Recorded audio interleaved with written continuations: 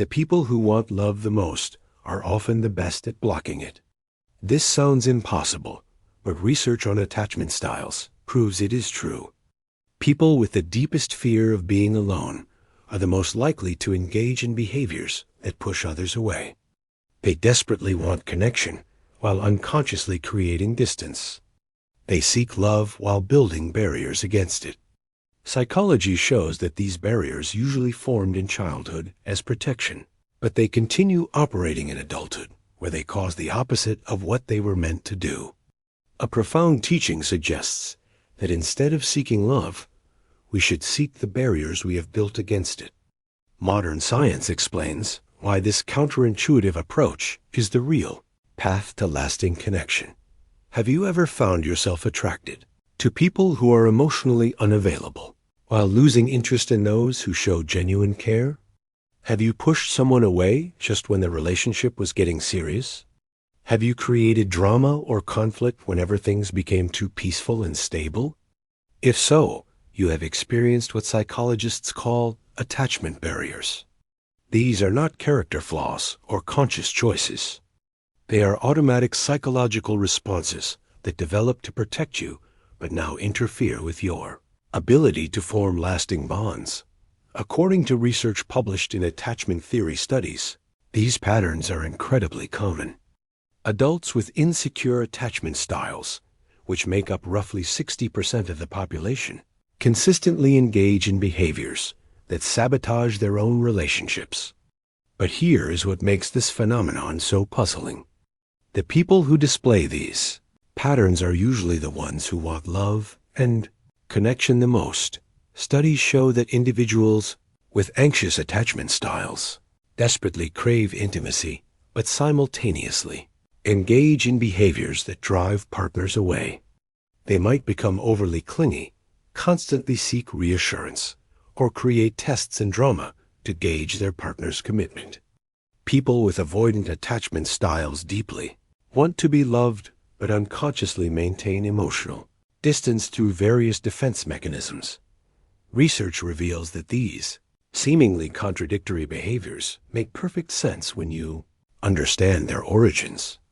Attachment barriers develop during childhood as intelligent adaptations to difficult situations. If your caregivers were inconsistent, emotionally unavailable, or overwhelming, your young mind created strategies to survive those conditions. For example, if your parent was sometimes loving and sometimes rejecting, you might have learned to become hypervigilant about signs of abandonment. This vigilance helped you as a child, but as an adult, it translates into relationship anxiety, jealousy, and behaviors that actually increase the likelihood of the abandonment you fear. Similarly, if your caregivers were intrusive or overwhelming, you might have learned to create emotional walls to maintain some sense of autonomy. This worked when you were small and powerless, but as an adult, these same walls prevent the intimacy you now desire. According to attachment research, people with dismissive avoidance styles often report wanting close relationships while simultaneously engaging in behaviors that maintain distance. They might end relationships just when they become serious, choose partners who are geographically distant or unavailable, or create reasons why the relationship could never work long-term. Studies show that people with fearful avoidant attachment experience the most painful contradiction of all. They want intimacy desperately, but are terrified of the vulnerability it requires. Research indicates that these individuals often engage in approach avoidance behaviors, moving toward connection and then retreating when it becomes too threatening. The key insight from modern psychology is that these patterns operate largely outside of conscious awareness. Most people who struggle with love do not wake up deciding to sabotage their relationships. The barriers are invisible to them, which is why traditional dating advice often fails to help. When someone with attachment barriers tries conventional relationship strategies, they are essentially adding more techniques to a system that is already compromised. It is like trying to fill a bucket that has holes in it. No matter how much water you pour in, it will never stay full until you repair the holes. This is where the ancient wisdom about removing barriers rather than seeking love becomes profound. Instead of focusing on finding the right person or learning better dating skills, this approach suggests examining the internal obstacles that prevent love from flourishing. Research on attachment healing shows that this inside-out approach is far more effective than external strategies. People who identify and address their attachment barriers report not only better relationships, but also increased self-awareness and emotional stability. But what do these barriers actually look like in daily life? Modern psychology has identified several common patterns that serve as early warning signs of unconscious relationship sabotage. One major barrier is what researchers call the intimacy fear paradox. This shows up as losing attraction to people who are genuinely interested in you while remaining fascinated by those who are unavailable or inconsistent. Studies show that people with certain attachment styles literally experience available partners as less exciting because their nervous systems associate love with uncertainty and drama. Another common barrier is perfectionism in partner selection. Research indicates that some people unconsciously set impossible standards for potential partners as a way to avoid the vulnerability of real connection. They might reject otherwise suitable people for minor flaws while pursuing relationships that are obviously problematic. Self-sabotage through conflict creation is another well-documented barrier. Studies show that some individuals unconsciously create arguments or drama when relationships become too stable or intimate. This behavior serves to maintain a familiar level of chaos that feels more comfortable than genuine peace. Emotional unavailability, despite wanting connection, represents another major barrier. Research reveals that many people simultaneously desire and resist intimacy by sharing enough to seem open while withholding the deeper vulnerability that creates real bonds. The fascinating thing about these patterns is how invisible they are to the people experiencing them. Most individuals with attachment barriers genuinely believe they want love and cannot understand why their relationships keep failing. They often blame external factors like bad luck, wrong timing, or not meeting the right person. But studies consistently show that people tend to recreate similar relationship dynamics regardless of who their partner is. This suggests that the common factor is not the other person, but the internal barriers that shape how they approach connection. Understanding this can be both relieving and daunting. Relieving because it means the problem is not that you are unlovable or that love is not available to you. Daunting because it means the work is internal rather than external, which can feel more challenging than changing your dating strategy. Research on attachment healing reveals that the process of removing barriers involves several key steps. First is developing awareness of your specific patterns.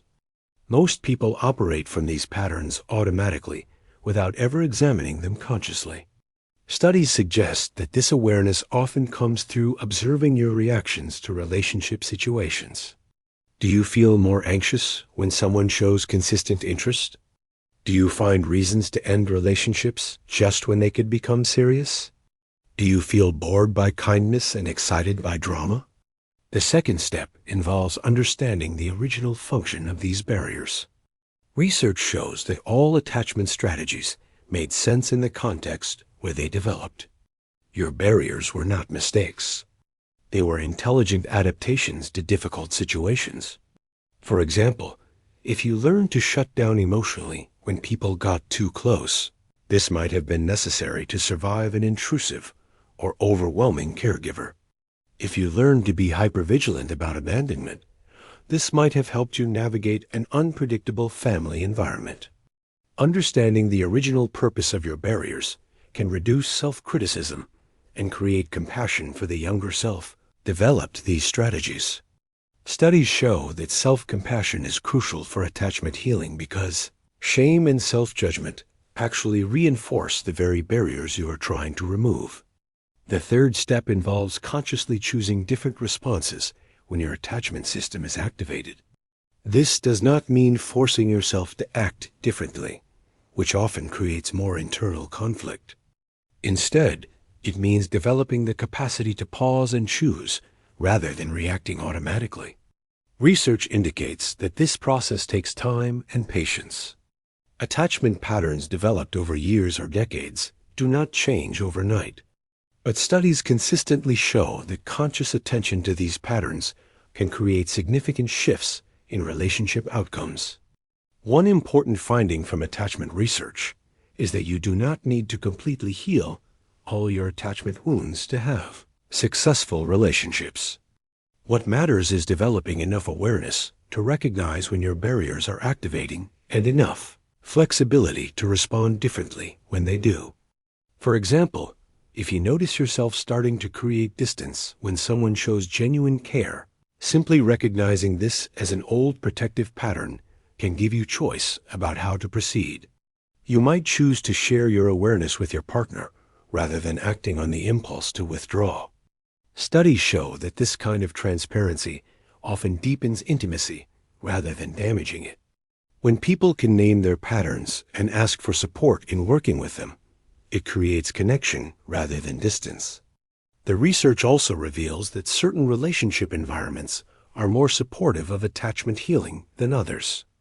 Relationships with patient, consistent partners who can remain stable when your attachment system is activated provide opportunities for new positive experiences that can gradually shift old patterns. But it is important to note that the primary responsibility for removing barriers remains with you.